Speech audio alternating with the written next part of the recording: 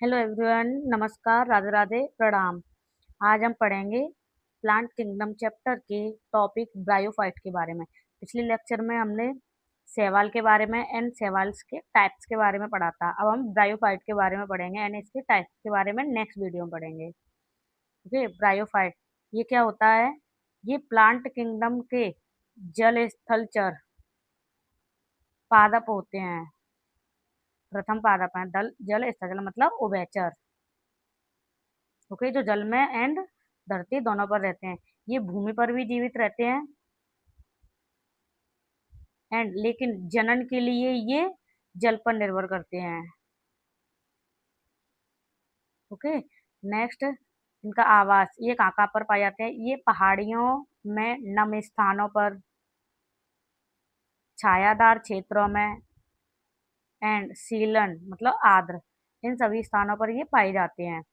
Okay, next point है शैवाल की अपेक्षा ये अधिक विभेदित होते हैं और शैवाल से ये अधिक विभेदित होते हैं एंड थैलस की तरह एंड सीधे और श्यान होते हैं। सीधे मतलब श्यान होते हैं। थैलस की तरह होते हैं, सीधे मतलब श्यान होते हैं। ओके, नेक्स्ट बच्चों, यह एक कोशिक एंड बहुकोशिक मूलाव द्वारा स्ट्रेटम से जुड़ा रहता है।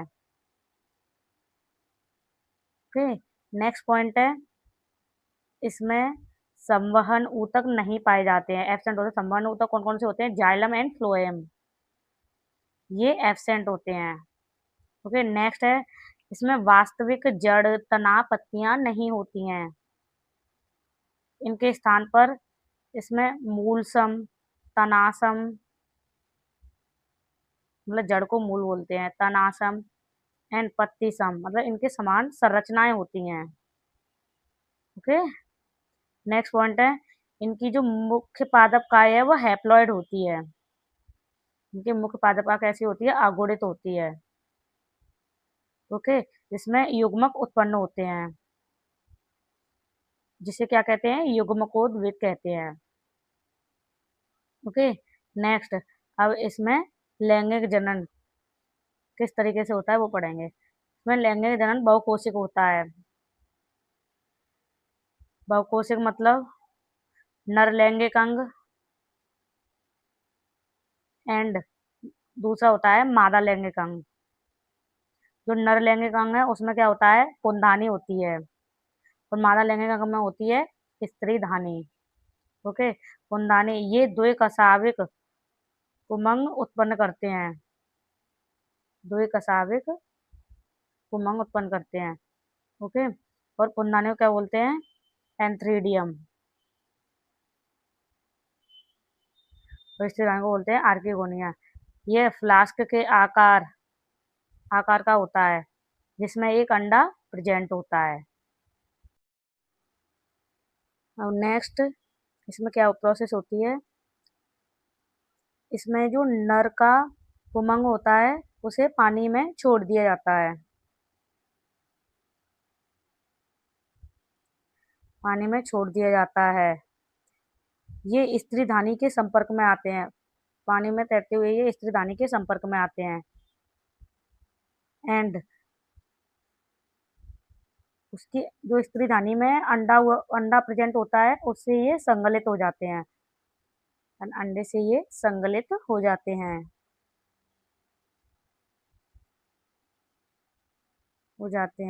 फिर नेक्स्ट संगलित होने के बाद इनमें युग्मनज बनता है। बट इसमें तुरंत इसका न्यूनीकरण विभाजन नहीं होता है। इसका तुरंत न्यूनीकरण विभाजन नहीं होता है। ओके, नेक्स्ट फिर इससे बीजाणुद्भिद स्पोरोफाइट बनते हैं। ये मुक्तजीवी नहीं होते हैं। स्पोरोफाइट जो होते हैं मुक्तजीवी नहीं होते हैं, बल्कि ये प्रकाश संश्लेषी युग्मकोद्भिद द्वारा जुड़ा होता है एंड पोषण प्राप्त करता है। प्रकाश संश्लेषी युग्मकोद्भिद द्वारा जुड़ा रहता है एंड पोषण प्राप्त करता है।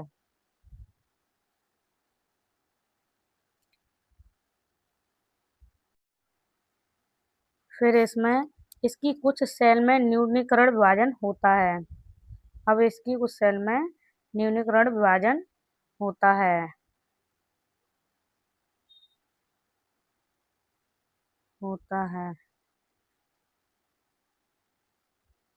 इससे अगुणित बीजाणु अंकुरित होकर युग्मकोद्भिद में विकसित हो जाते हैं। अगुणित जो बीजाणु होते हैं वो युग्मकोद्भिद में विकसित हो जाते हैं, अंकुरित होकर विकसित हो जाते हैं। क्योंकि इस तरीके से इनमें रिप्रोडक्शन होता है। हम पढ़ेंगे इसके महत्व के बारे में। इसका आर्थिक महत्व बहुत ही कम होता है, मतलब ये आर्थिक महत्व की दृष्टि से बहुत ही कम यूज में आता है। बट कुछ मॉस शाकाहारी स्तनधारियों, पक्षियों एंड अन्य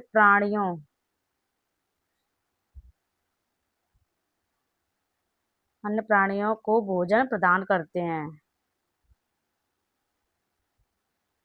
ओके, नेक्स्ट पॉइंट है स्फैग्नम की कुछ स्पीसीज मतलब प्रजाति पीट प्रदान करती हैं।